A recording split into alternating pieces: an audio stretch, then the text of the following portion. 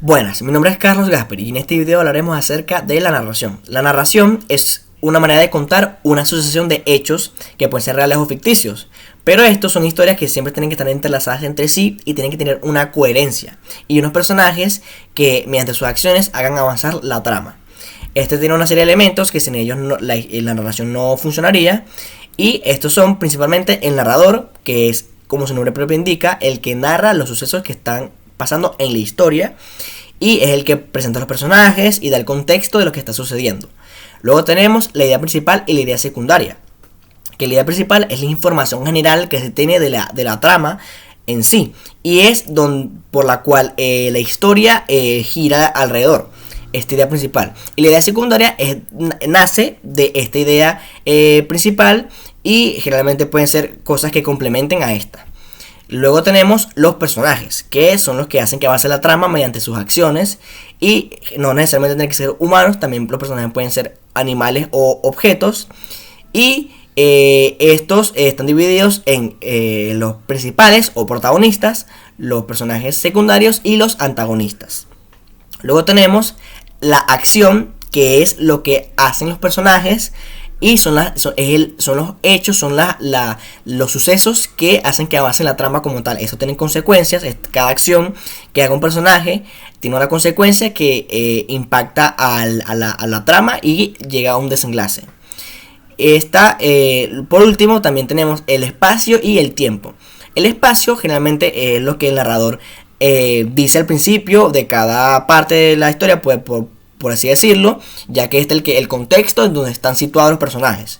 Puede ser una habitación, un lugar, en la propia mente del personaje, etcétera, pero siempre hay un espacio. Y el tiempo no es necesariamente la obra o la fecha en la que están sucediendo los hechos, sino que puede ser dentro de la misma trama cómo están sucedidos esos hechos.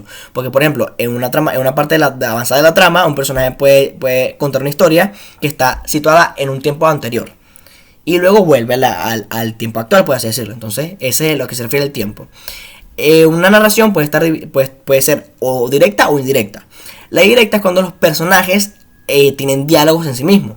Puede ser, el narrador pone: entonces Carlos dijo, y dos puntos o guión, y el diálogo del personaje. Pero en la indirecta, el narrador es el que dice todo, explica todo. Los personajes generalmente no suelen hablar, no suelen tener diálogos, sino que el narrador es el que explica lo que dicen los personajes. Y vamos a hablar un poco del cuento. El cuento es un tipo de narración, pero este cuento generalmente suele ser más breve y de manera oral o escrita, y generalmente es popular, por lo tanto a veces puede ser anónimo. Al ser una narración, tiene ciertas características que comparten, pero tiene detalles que lo identifican como un cuento. Porque generalmente los cuentos son de ficción, por más que estén basados en hechos reales o estén en un tono realista, debe ser de ficción para que funcione, o debe tener un poco de cambio en la realidad. Este es argumental, por lo tanto sus hechos están entrelazados y las acciones tienen unas consecuencias en la trama.